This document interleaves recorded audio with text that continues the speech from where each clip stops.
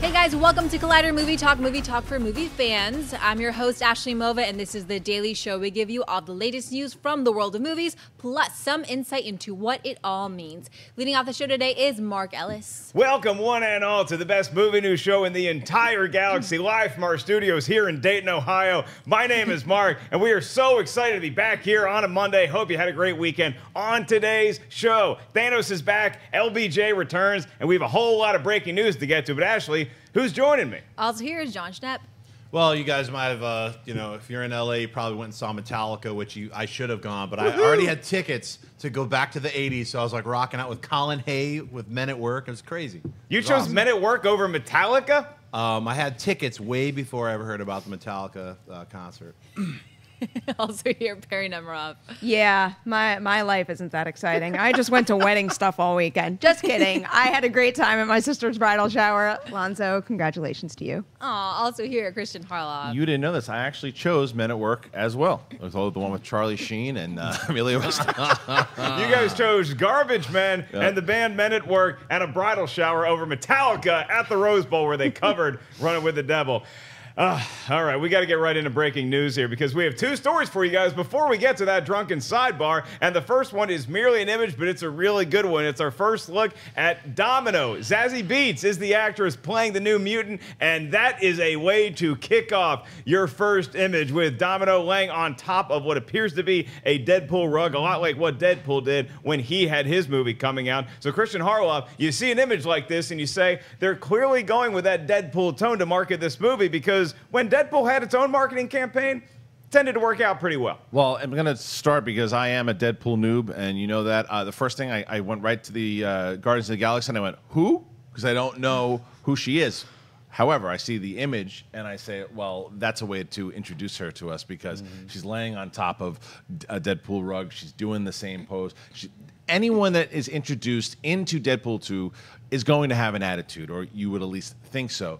That certainly shows that she's got a lot of attitude, so I'm excited to find out more. Perri Nemiroff. I love this. I'm so excited for her in this role. I love the look of the character because clearly it's a little different if you Google the character and you see what she looked like in the comics. I think she is rocking this look, and what a smart marketing campaign yet again to take the first image we got of Deadpool for the first film and to switch it up like this. And like you said, in a split second, they release one image of a character and we instantly know how she's going to fit into this world and how she's going to go toe-to-toe with Ryan Reynolds as Deadpool. So excited. Yeah, this is very exciting, too, because, Schnepp, I know that sometimes when we see the first image of a movie, it's not all that thrilling, but it's like proof that it's in production and it's something that's happening. When you combine it with a great sense of humor like what we get with this image, it does things to you. Yeah, this is like the anti-Burt Reynolds. You know, I can never look at the Burt Reynolds picture again. Not that I'm looking at it every day. Every other day. Yeah, this is it's pretty cool. I think this Domino looks great. It is really different from the comic books, but that's totally fine. So I can't wait to see what Zazie Beetz does. Yeah, I'm very excited about that as well. So we have that piece of breaking news, which is a nice little picture to kick us off. And before we hit the sidebar, we got one more piece, another story, and for that we go to Ashley Mova at the news desk. Deadline dropped news this morning that The Shallows filmmaker Jama Colette-Serra has turned down directing Warner Brothers and DC's Suicide Squad 2, opting instead to direct Jungle Cruise for Disney. The director signed on for the project, which will be an adaptation of the popular theme park ride that Dwayne Johnson has been developing since 2015. In making Jungle Cruise his next project, Colette-Serra now withdraws from the running to helm Suicide Squad 2, leaving Warner Brothers still on the hunt for a filmmaker for the DCEU movie. Mark, thoughts on Jama Colette-Serra directing Jungle Cruise instead of Suicide Squad 2? My thoughts are that's probably a good decision if Suicide Squad 2 isn't where you want it to be as the director of that project. Perri, I mean, when we did Movie Talk Live from San Diego last week, I had two huge hulking sweaty beasts on the panel with me talking about this. You were not one of them. Yep, and that we is not brought how up you would the describe topic me. of Suicide Squad 2 officially shooting in 2018, and that this is going to be the time, and now they probably have a director locked down. That's no longer the case. So I want to ask you your thoughts on him choosing Jungle Cruise over Suicide Squad 2, and also if this does anything to influence the production schedule of Suicide Squad 2. Yeah, I'm a little surprised because when I heard that he was potentially the front runner and he could sign on, I thought this was a great move for him because he's had a pretty successful career. I have enjoyed all of his films. I can't say there's anything in his work that makes me think, oh, like I would pick him to be the director who should helm my next most anticipated movie or anything like that, but he does solid work across the board, and none of his films have ever fallen below a certain level. So I was excited to see him take on something that's so big and crazy and outlandish, and something that would put him in the spotlight more so than any Liam Neeson film he's directed. And then this happens, and when something like this happens, and you read an article where it says it's not just that it didn't pan out for him on Suicide Squad 2, he passed to direct something else, something that would give him a little more creative freedom to build a franchise from the ground up. That makes me a little nervous for Suicide Squad 2. But then again, Suicide Squad is a big project. There's a lot of directors out there who'd be very lucky to get that. No matter what condition it's in right now, someone could step in and they could have a hand in the script or anything, so they can make it what they want. And some of those names that we've talked about recently, Jonathan Levine, Daniel Espinosa, I guess not Ruben Fleischer because he's doing Venom, but those are guys who could bring something special. So if they go back to those names, fine by me. Yeah, and Kristian, Perri brings up an interesting point where you wonder what is the decision-making process of Jean-Michel Serra saying no to Suicide Squad 2 and saying yes to Jungle Cruise. Is it simply a matter of wanting to build a franchise from the ground up as opposed to leaping onto something that's already established? Or do you think this was something more that he read the actual script for Suicide Squad 2 and is like, this really doesn't seem like it's for me? Well, I heard some things. Is that De Niro or P.D. Pepper? Doesn't matter who it is. I heard some things. I will tell you that I'm actually glad that he passed on it. I don't think it would have been a good move for his career, to be honest with you. Nothing against Suicide Squad 2. He had everything to lose for doing Suicide Squad 2. From what I heard, that he had both Jungle Cruise and then another big project that he could have done. He had 3 projects that he was working on. It was either Suicide Squad 2, the one that he ultimately chose, or something else. Something else were both better for him because Jungle Cruise has no huge, big fan base. He gets to build it up. He gets to work with a star like The Rock. This other project had 2 big stars on it that it could have actually, same thing. It was off of an existing franchise, but not as big as, say, Suicide Squad 2. Suicide Squad, the first one, look what happened with David Ayer. Jean-Michel Serra has a very good relationship with Warner Brothers. He will do other projects with them. I'm betting he went away from this project because this property right now, whether or not the script wasn't in the shape that maybe he hoped it would be, maybe there's other things, he had a lot to risk by taking this on because a lot of people don't know who he is. Everyone would know who he was if he took Suicide Squad 2, and if it didn't pan up to comic book fans, DC fans, just critics in general, he had a lot to lose. This particular movie, Jungle Cruise, even if it's not great with The Rock and it makes some money, he'll still recover pretty good. This was a very smart, strategic move by a smart, talented director. That doesn't mean Suicide Squad 2 won't be great. It has a very good chance to be great. I still think they should go after Mel Gibson or somebody of that caliber, a big director, because these other names, same problem. Go after a big director to try to get it because that person can be have a little more Teflon to them. Well, Schnepp, is it an issue that maybe Warner Brothers doesn't want a huge name simply because they want to make this movie, this version of Suicide Squad, and that's why a guy like Serra, who has a lot of career opportunities right now, decided to go against it? You are a director. This is the crucial point in this guy's career. He's good at making scary things come out of water, so Jungle Cruise seems like the better fit. Yeah, I mean, I don't know if there's a script for Jungle Cruise yet, or if it's just still a theme ride. It's just a bunch of dad jokes. Yeah, the chance to work with The Rock, sure, but I would have to agree with you, Kristian. He must have read something in the script that just didn't sit right with him, and perhaps he doesn't have that kind of freedom to do a rewrite or change things up. And so, like David Ayers had that 6 weeks to do Suicide Squad. If there's a script that's already written and they've already kind of laid out all the franchises that they're going to try to build off of Suicide Squad 2, maybe they need to find another director that can be, a better fit, so to speak. It doesn't bode well as far as I'm concerned. That's right. Well, we'll have to see if Suicide Squad 2 stays on target with its 2018 production schedule and release date. And as for Jungle Cruise, they got a director that Perri is a huge fan of, and The Rock's in it, and it's based on a ride at Disney, so sometimes that works out okay. That's the first time we've had the breaking news graphic? That's really nice. No? Last story. All right. No, I mean today. Today is the first time. Oh. Yeah, it's pretty exciting. All right, well, it's gone now. What's our first story, Ashley? It looks as though Josh Brolin is back for Avengers 4. Taken to his Instagram account yesterday, Brolin confirmed he was to begin filming on the currently untitled Avengers 4 and reprising his role as Big Baddie Thanos. Though at one point Avengers 4 was said to be the second part of the Infinity War story, later the Russos said we'd be getting a whole different movie with Avengers 4.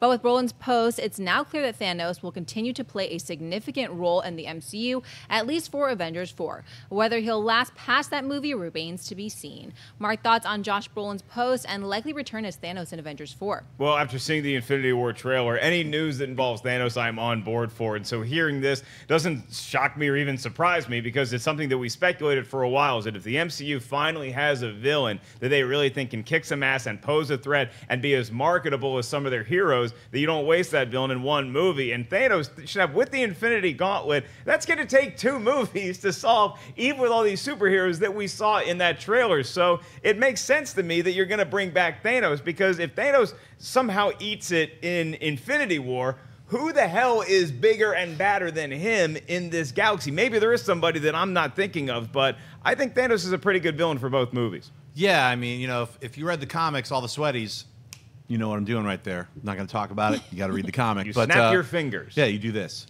In a menacing way. And everyone's going to know who read the comic.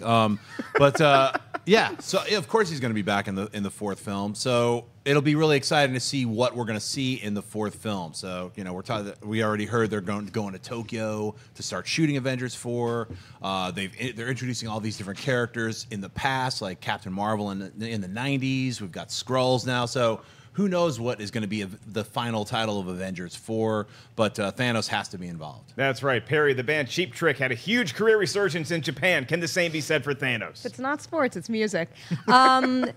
This is what I expected. I wasn't surprised at all to see that Instagram post and to see that he's getting back into it, even though I think that Instagram post, the way it's worded and with what he tagged, I know he does something with some sort of like trainer or sports company to train for both Avengers and for Deadpool. So maybe he's getting back into training and he's not going to jump into filming right away. But really, who didn't expect him to be in Avengers 4? What a missed opportunity if he died in Infinity War. And also, we have the children of Thanos. So, you know, if someone's going to bite the dust on the villain side in Avengers Infinity War, it's going to be one of them, not Thanos. So I am really looking forward to a 2-film arc, if not more, from that character. That's right. Kristian, on a scale of 0 to Kevin McAllister and Home Alone, how surprised were you that Thanos could be back for Avengers Infinity War? 0, I think, because the way that they're setting it up, that Marvel knows that this is their ultimate bad guy. They also are very aware of the criticisms in the past about how they haven't had great villains. There's been 2, maybe 3 now, if you want to include Michael Keaton.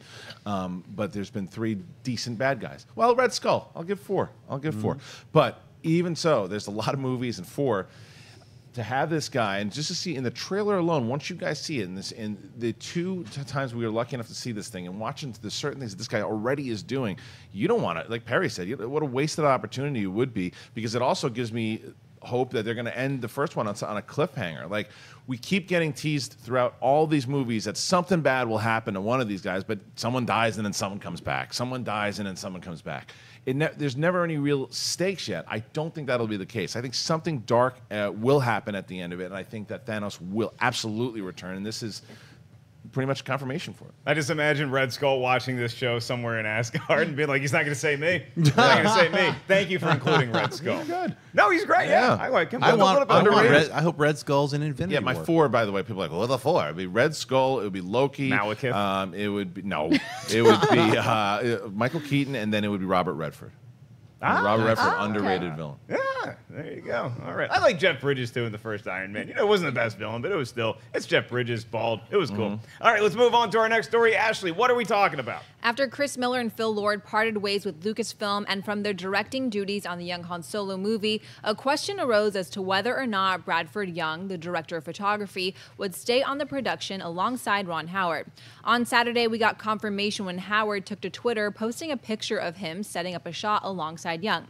This confirms that Young is now one of the only original creatives to have lasted the entire shoot. The movie continues now with its extensive reshoots led by Howard, with a release date set for May 25th, 2018. Kristian, are you happy to hear that Bradford Young is still on the production of Young Han Solo? super happy because I think that from all the reports that we've read, there was nothing about the way that the film looked. It was actually the opposite of that. They were very happy with the way that the film looked, and I think that it also makes a lot of sense to stay consistent, to have Ron Howard then say, if he's getting along with the guy and the guy can do the vision that he wants and it looks like the same exact movie throughout it, why would you get rid of him unless he was a problem? And he doesn't seem to be at all. He seems to be a guy that's just doing the job, getting it done, and yeah, it makes absolute sense. I'm glad that it worked out this way. Yeah, a guy that can frame powerful emotional scenes between two people talking, like what he was able to do with Ava DuVernay and Selma, and then also have the huge aesthetic of science fiction, like what you got with Arrival. Bradford Young not only seems like a great choice, that's what we got excited about when we initially heard he was going to be the director of photography on Young Han Solo, and this shows that Ron Howard is able to play ball with Lucasfilm. He comes in, and he's not going to be rocking the boat. If Lucasfilm has editors or they have other creatives that they're like, we just don't agree with the vision that they're bringing to the table right now, they will jettison them, and I'm glad that Bradford Young was not on that boat. I'm glad he's staying on because this is a guy who deserves an opportunity like this, Perri, and from all accounts, it seems like he's doing a great job, and him and Ron Howard are working as well together as he was working with Lord and Miller. He is so damn talented. He deserves to be incredibly well. He's really one of the best cinematographers working right now, and it's someone that everyone should be keeping an eye on.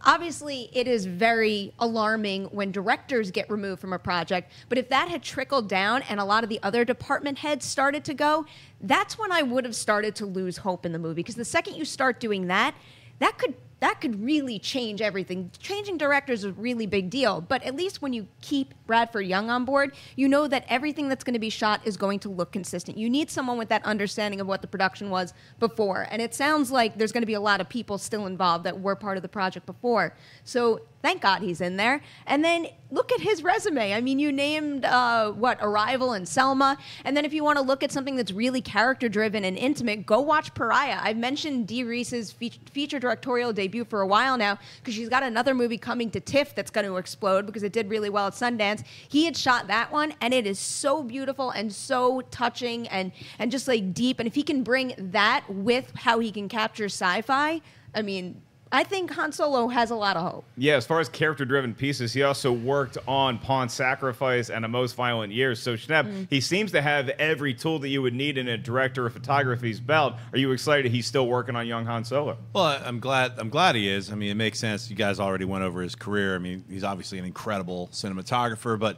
you have to think about it like the script was written by Lawrence Kasdan. They're not changing that. All the previs and storyboards and all those effects that are done, you know, months and months and months before they ever shoot day one of principal photography, they're not changing that either. So, you know, they've got the look down, they've got some of the performances, some of the key maybe wide shots, some of the main shots that they're going to keep from Lord and Miller's run. Maybe even they're going to maybe keep 20-30% of what those guys shot. And then they're going to reshoot everything else to get the right tone. But what they really want to do is keep that consistency, and the way to do that is by keeping the same cinematographer. The lenses, the lights that they use, the way they shoot something, you can't change that out, swap that out when they're already 60% in. You're bringing in somebody else as a salvage director to salvage the movie because the tone and the direction of the film went off the tracks. You have to keep some consistency. So they already have all the effects, they have the storyboards, they have the original script. Ron Howard is a really good choice to like get that ship back on track. So it's funny you say that too, because I've heard this from a bunch of different people that the script itself, and reports are out there also, that the script is one of the best Star Wars scripts ever. Yeah. That's been running around a lot of people, not just like one or two other people. I've heard that from a bunch of people, that the script is incredible. So exactly what you're saying, Schnepp, a lot of the stuff that wasn't shot, and I think probably one of the reasons that there maybe was some friction there, because we like this script, please shoot it. Yeah. And Kasdan's right there behind them while they're not shooting his script. He was off. He was out. He was on set. Oh, he wasn't on set. No, he wasn't on Okay. set for a lot. But he got like phone calls, basically like they're not sticking to the script. Then he went out there, and then it's like, come on, what are you guys doing? Right. Again, all speculative. Those are a lot of the big reports. So I think that you're 100% right. That once you get this cinematographer with the actual script together, maybe they can pull a Hail Mary. We'll see. You're a man that hears things. I do. In the words of Thanos. Yeah. All right, let's talk about the weekend box office report. What happened to the movies, Ashley? It's Monday, which means it's time for the weekend box office report. After debuting in the top spot last weekend, Christopher Nolan's Dunkirk finished again in the #1 spot for a second weekend in a row, taking in an estimated $28.1 million and beating out newcomer The Emoji Movie. The film has now grossed over $102 million domestically in its first 10 days in release and continues to perform well overseas. Landing in second was The Emoji Movie, which brought in an estimated $25 million. Universal's Girls Trip finished in the #3 spot with $20 million, dropping only 36% in its second weekend for a domestic total of $65.5 million. Taking the #4 spot was the new release Atomic Blonde. The heavily marketed action flick starring Charlize Theron opened below expectations with an estimated $18.5 million. And rounding out the top 5 was Spider-Man Homecoming, which finished with an estimated $13.4 million for a domestic total now at $278.3 million. Perri, thoughts on the weekend box office report?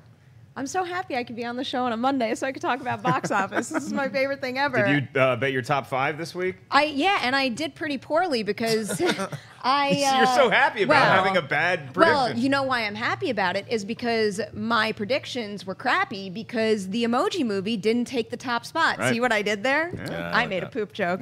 But thank God. So did they. Many of them. Way too many. You seem thrilled about seeing that movie. It's a piece of. Yeah. Sorry. Yeah, it's a piece of that. But this is kind of a good example of strategically releasing a movie that might not make a lot of money but has potential, because look at Dunkirk and look at Girls Trip. If those two movies had come out any other weekend of the summer, and I'm talking about earlier weekends, like through May, June, early July, they would have had more competition. Both are great movies, have great word of mouth, and that is helping, but they also have no competition right now, and they're making a lot of money. So I'm so happy to see that. The Emoji Movie, I don't think is going to be a problem because I think it's going to go away fast. That is not a good opening for an animated movie of this scale. I'm sure Sony was hoping to bank big on it. It did not happen. And I don't really get the sense that kids out there are caring either. I mean, I was talking to my little cousins who are like, 8 and 6, and that's their kind of thing. And the fact that they don't have all that much interest in it and it looks stupid to them, I'm like, wow, like kids are smart. You get it. And then the rest, Atomic Blonde, I thought it was going to make a little more. I think they were gunning for something more along the lines of, a surprise hit like Lucy, which clearly it's not. So it underperformed a little, and I don't think word of mouth is going to help. I think it is something like a B on CinemaScore, and that doesn't necessarily mean people are going to continue to talk about it. So it might go away. And good on Spider-Man Homecoming. I love the movie. I'm glad it's doing well. Yeah, I think the high hope for Atomic Blonde was to push Emoji Movie for #1, but then when you realize that Emoji Movie isn't going to perform that well, and also seeing Girls Trip give it a run for its money at the #2 spot, I think is so impressive. I finally get the chance to check out Girls Trip tonight, which is a movie that Schnepp has been raving about. I've seen a lot of people going crazy over this movie. Maybe the funniest movie of the year, a lot like what Bad Moms did last year and surprised us all with this comedy in the middle of the blockbuster-filled summer. I like seeing Dunkirk still up there because I think it's a really intense war movie experience, and it's something that I think ideally is seen in the theater if you have the means to do so. And Spider-Man Homecoming holding pretty well. Wonder Woman, by the way, is at like $395.5 million. This week it might pass $400 million domestically. So a lot of good news at the box office. And Kristian, I know you haven't been thrilled with the movie selection this summer necessarily, but it does seem like this movie season, audiences are speaking with their wallets more so than we've seen in the past. Mostly. I think Spider-Man, even though it did pretty good, I think that movie deserved to do a lot better. But I understand why with the Spider-Man fatigue, not superhero fatigue, but Spider-Man fatigue, I understand. Hopefully, once they finally see it on Blu-ray when it comes out and they give it a shot, the second one will do the numbers that it deserves, because that was great. I still haven't seen both Dunkirk and Girls Trip. It's going to be the movie kind of marathon that I do, because I'm hearing great things about Girls Trip. I really want to see that movie because I'm very tough on comedies because there's not good ones out anymore. There just haven't been a lot of good comedies. So to hear that there's a really good comedy out there, it gets me very excited. I really want to see that movie a lot. Maybe not as much as Dunkirk, and I'm a big Nolan fan, and I still haven't had a chance, just scheduling-wise, haven't had a chance to see it. Can't wait to do it. The Emoji Movie will be in my top 3. It has to be, of the worst movies of the year. It is so bad. The fact that it made $25 million is too much. It is horrible. And it's not your worst? Like I don't know. I am yet. 100% convinced that like it will be my worst of the year. It's in the discussion. It's in the discussion. So, but the other thing, as far as your point with kids go, my daughter did want to see it at first, and then my wife had told her, Daddy says it's not very good, and she said, Dad, it's not good. I go, honey, I never tell you this about certain movies because it's not me. It's horrible. And she's like, all right, I won't see it. Do you teach your kid to say it's garbage? She said it. She says garbage. She says garbage. Barry, now I feel Also knows bad. Finstock. Knowing how you actually feel about the Emoji Movie, I feel so bad for last week on the Schmo Show, just being Jack Bauer with you every 5 minutes I asking you about kind of the held Emoji it together. Movie. It's a good You did thing great. that I'm very easily amused and can't help but to laugh all the time because that was the only way to mask how I really feel about the Emoji Movie. Yeah, Schnepp, the one issue that I think we all have with Comic-Con is that it's in the middle of the summer, and so if you're looking at screenings, you always miss things, and sometimes that ends up being a blessing, like in years past when I didn't get a chance to see R.I.P.D. because it came out the week of Comic-Con. Right. Last year, I still haven't seen Star Trek Beyond, and this year, the same thing. I want to see both Valerian and Girls Trip. It seems like Girls Trip is the movie that I need to go check out, and that's why I'm seeing it tonight. Yeah, Girls Trip. I did a triple feature last week. I saw Atomic Blonde, Battle for the War for the Planet of the Apes, and Girls Trip. I gotta say, Girls Trip, I haven't laughed that hard all year. It's so raunchy. Good. So if you want to see a raunchy, dirty comedy, I mean, Tiffany Haddish steals the show. I mean, literally, she's hilarious. She's man. dynamite. She's so funny. I mean, it feels like you're like, oh, that's off script, but I'm so glad they let her roll. I mean, it feels like she's just coming up with stuff that it's just felt natural and dirty, and it's so funny. I mean, so like, you know, it's not like some Oscar-winning story. It's like 4 girls get together, go on a trip. That's it. I mean, it's like relax. Don't expect some kind of heart, you know, like crying. But that's what I want. That's it, because that silly ass Scarlett Johansson movie had to add that crime thing. No, and this is just 4 girls hanging out, right? That's I'm what I glad you wanted. said that. That's why that movie failed, and that's why this movie is rocking it. They don't need some stupid side story. Let these women hang out and be women. It's like it's so fun and refreshing. Emoji Movie. I told you guys 2 years ago. I warned you. You didn't listen. I feel bad for it. I'm not going to go see that piece of trash. I'm not going to do it. And now I take that back. I kind of want to see it just so I could actually hate on it more. That's because it's not a fun kind of hate. I know. I'm not going to do it. When you're in a really good mood. Wish Upon was a fun movie to hate. Emoji is just a miserable 87 She's absolutely minutes. right. Really? But I want you to go when you're in the best mood possible. I want to see how long it takes you to be in the worst mood possible by watching that movie. Really? I'm serious. Go in when you're in a really great mood and tell me within what second it was. I would say it's within 3 minutes. And then you're in a bad mood. Wow. All right. Well, the jury's still out on the Emoji Movie. Let's move on to Buy or Sell, where we're going to talk about movies that will probably do well at the box office one day whenever they get released. Ashley, give us a premise, and we'll say whether we buy it or sell it. All right. After a number of shakeups in the DCEU, including Ben Affleck stepping down from directing The Batman and adding Matt Reeves, talk has turned to Joe Manganiello and whether or not he'll still play Deathstroke in the standalone movie. With Reeves announcing he'll be starting from scratch on the new script and that he envisions a trilogy of films for the character, what does that mean for Manganiello's Deathstroke? The actor recently spoke with THR, revealing that he may or may not have information on the Batman, saying, "I don't. Well, I do, but nothing that I can share. I know everything, but I can't say any of it. It's not up to me. That's a good question for Warner Brothers and DC." Schnepp, buy or sell Matt Reeves keeping Joe Manganiello's Deathstroke in the next movie for Batman? Yeah, I'd have to say, unfortunately, Joe has been written out. I mean, that's my speculation. I don't have any proof of that, but, you know, that arrow was just like, bring Deathstroke back, and for the full season, you know, that happened a couple months ago when all this other kind of stuff was happening. Look, you know, we saw, if you look at the storyboards that Zack Snyder was drawing when he was wearing the Batman glove, a bunch of sweaties, like put it upside down and blew it up. It was basically Deathstroke talking to Lex Luthor. That was probably one of the post-credit scenes if they were going to keep for Just League, which I'm sure is not going to be part of Just League now. It doesn't make sense if they're starting over from scratch with the original script by Matt Reeves, and whoever's going to be writing the script with Matt Reeves, maybe the guy who normally writes scripts with for War of the Planet of the Apes and stuff. It's probably not going to be set in Arkham Asylum. It's probably not going to be Deathstroke breaking out Lex Luthor. It's probably not going to have all those villains. It's probably a completely different take on the Batman, and it's not what Ben Affleck was writing. It's definitely not going to have Deathstroke in it. So unfortunately, I think Joe has been written out. It's a conundrum, Kristian, because when we saw that Deathstroke footage, it's like, oh, this looks like a great matchup for Batman, and Ben Affleck really wants this guy in, and then Matt Reeves comes in, and all of a sudden we have this script that is starting from scratch. So I'm going to buy that he's still in the movie somehow. I just don't know what role he's going to be playing. The other question, too, is whether he's going to still pop up in Justice League at all. So I'm going to give you a couple different options here. Do you think we'll see him in Justice League or the Batman? I'm going to buy all of it. I think he is going to appear in Justice League, and I think he's going to appear in the Batman, but in a different way than first planned. I bet you that he had a good meeting with Matt Reeves. I bet you that they kind of figured out a way to use him. I totally agree with Schnepp that I think that the original plan for him has shifted dramatically, but I think Joe Manganiello has been a guy that Warner Brothers has wanted to use. Now, whether or not the one thing that could happen that I wouldn't be surprised if I'm completely wrong about this is that he's announced then as Shazam, which now that we know Shazam is going to happen. You know what could also happen is Deathstroke can be in Suicide Squad too. That would make absolutely more sense to me than anything else. Maybe so. So about. I think I'd buy more in the fact that he is going to appear in a DC movie. I think that Deathstroke could appear though in Justice League. I wouldn't be surprised, but I also wouldn't be surprised if Schnepp's 100% right that they've pushed him away from that and now they're bringing him in to do Shazam. But either way, he's going to be connected to the DC universe one way or another. All right, Moneybags Harloff buying everything I'm throwing at him. Perri, how you feeling?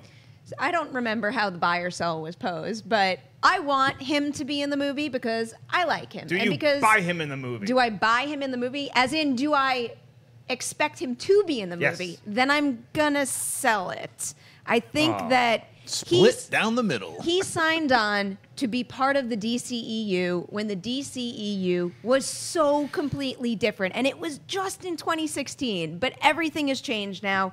And it's one of those situations where you can read this quote from THR and none of us know the tone of his voice when he said these things. So really, it is just speculation. But the one sentence that gets me is when he says, it's not up to me, but then he says, that's a good question for Warner Brothers and DC. Why would he have said that if things were working in his favor in terms of his role in the DCEU? That to me sounds like, well, I kind of want to know this too. I'm sure he does know some things, as he said, but that to me sounds like he's a little skeptical himself, and I don't really blame him, you know? Even though I want him to be in the movie because I like him as an actor and because I'm excited for him. When you get, it's like what we were talking about with directing Suicide Squad 2. The second your name is in the mix for one of these movies, it propels you to another level. And I'm sure it was very exciting for him when, not that he doesn't have other opportunities, but very exciting for him when he's announced for this role and people are freaking out because we just got a really cool actor cast as Deathstroke and then it gets snatched away. But at the same time, I like the turn the DCEU took in Wonder Woman. So if they're reassessing and changing things for that reason and for Matt Reeves' involvement, I could do without him. Well, that's why I'm saying I think that there's still a plan for him. Because remember, at one point, he was supposed to be Superman. Like, he was up for Superman, and because True Blood and everything, he wasn't able to do it. So they have had their eye on him for a very long time. And I think that whether it's Deathstroke or whether it's Shazam, we will see him in a DC movie. A Superman from Pittsburgh? Oh, yeah. His name is Terry Bradshaw. And he's not scared of horror things. I think that I would buy this in simply because I think that even if they did course correct where the DCU is going after Wonder Woman, I think you can still find a way for Deathstroke to get in there. And I think that as an actor on a page, if you read the script that Manganiello just gave us, you could read that two ways. That could be a very salty actor saying, well, hey, talk to the studio, but it could also be him teasing that he does know, and he's very excited to share with you, but he's got to wait until the brass allows him to make announcements or they do it for him, whether it's Instagram or a press release or whatever. So I'm still going to hold out some hope because I want to see Deathstroke in this world sooner rather than later, whether it's Justice League or the Batman or both. I'm going to be with Harloff and optimistically buy it and save our receipts. All right, Ashley, today's show is brought to us by the letters LBJ. What do those mean?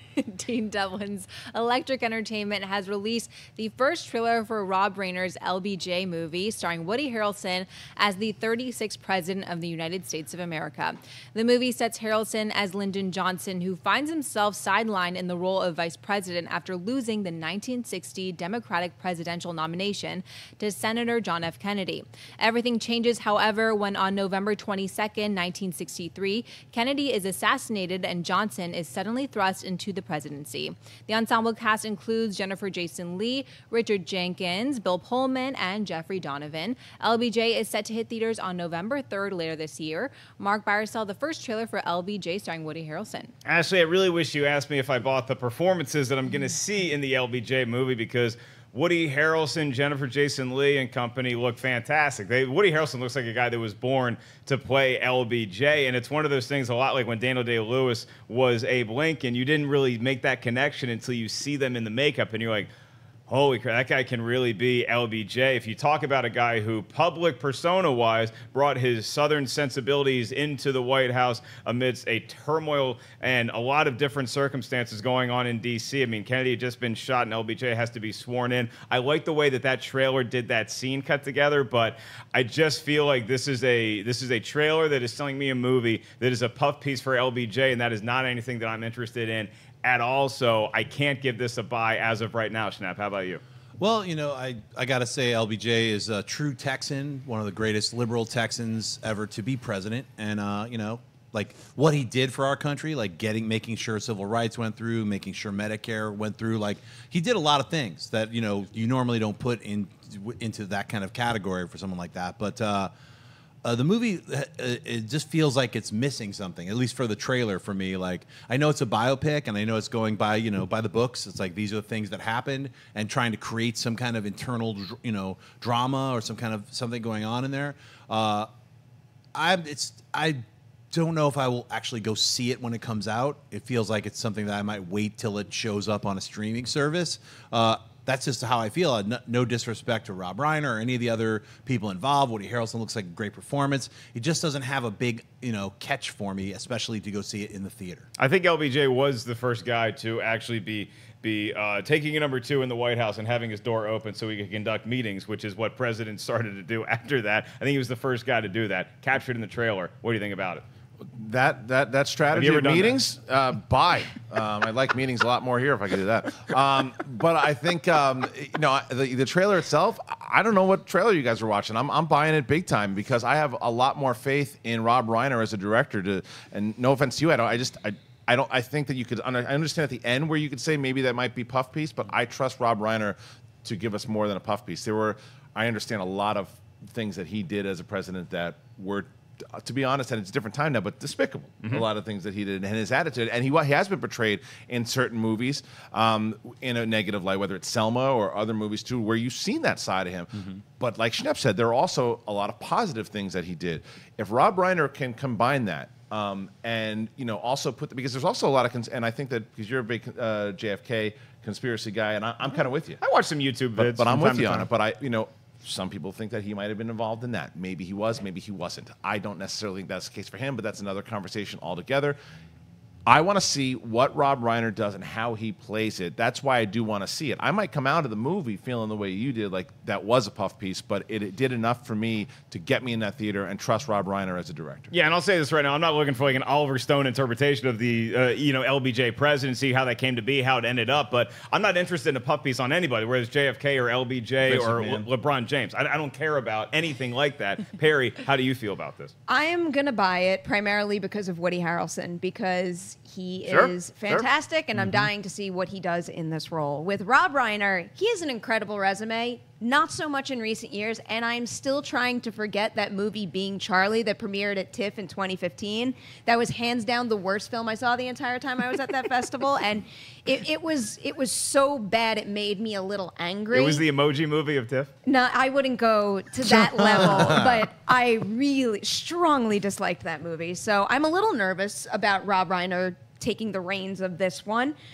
And then it's also the fact that I follow the festival circuit. I know this movie premiered at TIFF last year. I know this is put together as though it could be a potential award winner, and it was not received that way. I don't think it was received, you know, dismally. Like, what was that Charlize Theron movie that's coming out? The Last Face. That's what it was. Yeah. Where that premiered at festivals and people panned it across the... That's not what LBJ is, but it is not received in the way that you would expect a potential Academy Award contender would be received. So, you know, I'm watching this trailer remembering that. So, you know.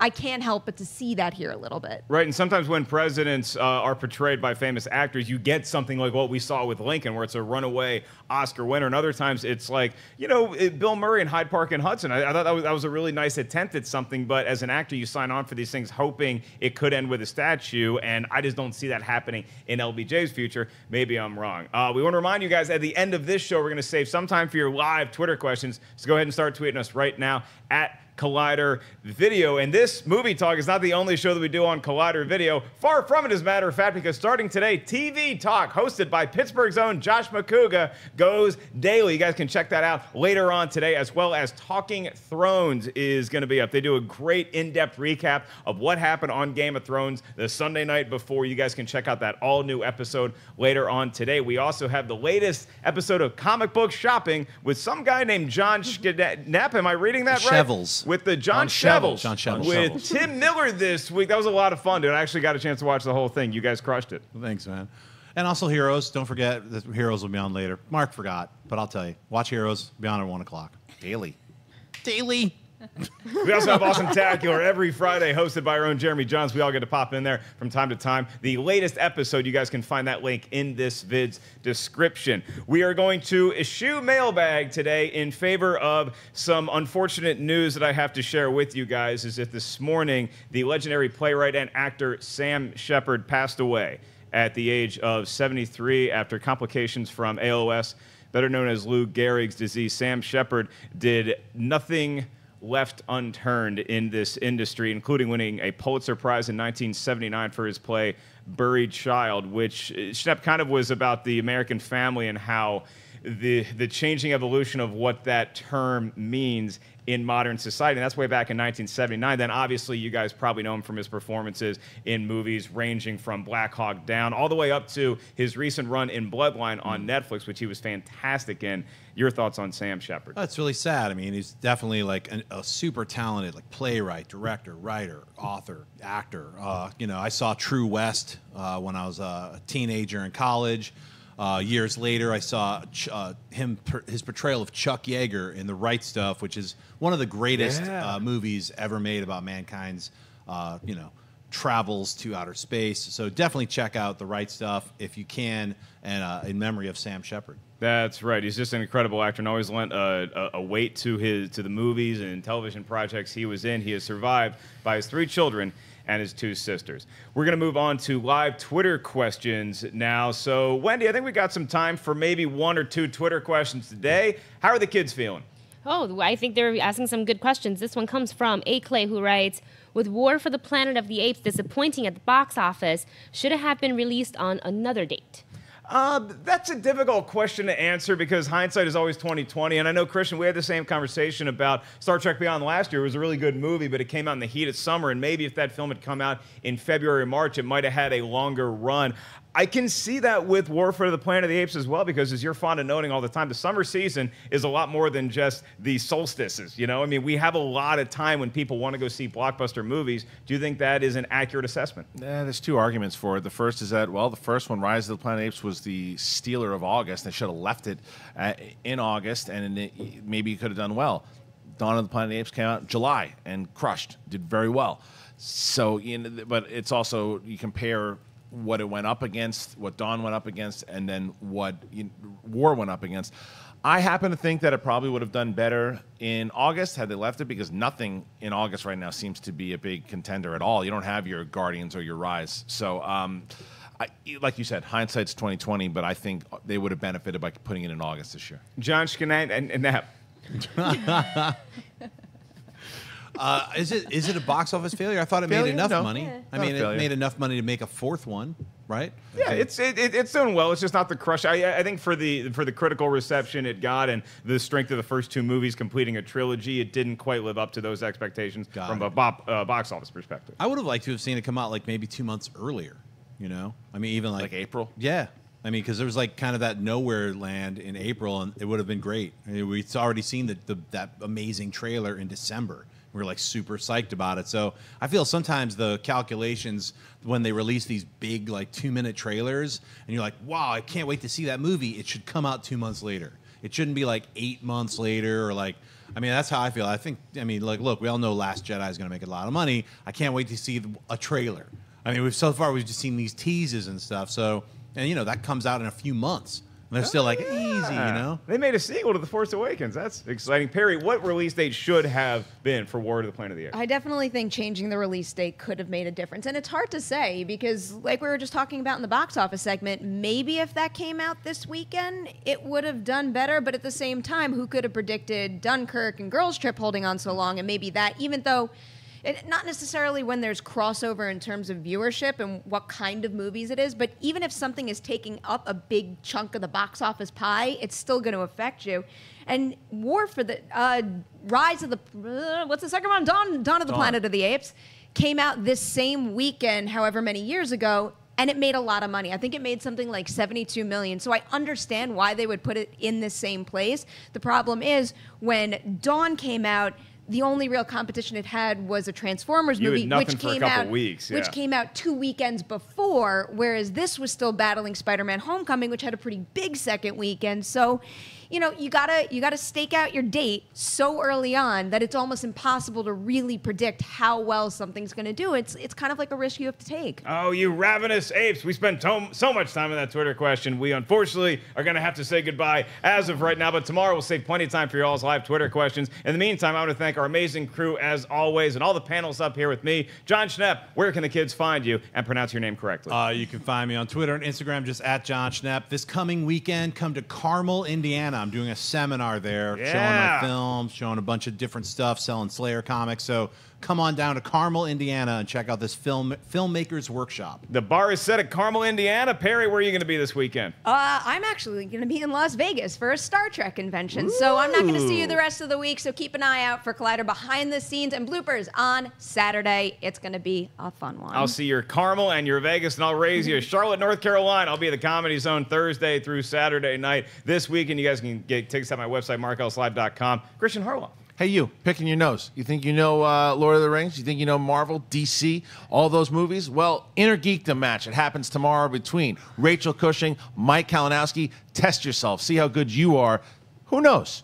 I bet there were people picking their nose. Ashley Mova, were you one of them? On Twitter and on Instagram, Ashley Mova. Happy Monday, guys. And Wendy Lee Zaney. Not picking my nose. Hands check. Twitter, Instagram, Snapchat at Wendy Lee Zaney. Thank you guys for tuning in. Today's Collider Movie Talk. We'll be back with an all-new one tomorrow at the same bad time, same bad station. Remember, TV Talk Live later on today. It's going daily. We'll see you guys tomorrow. Hey guys, if you like this video, click the thumbs up button.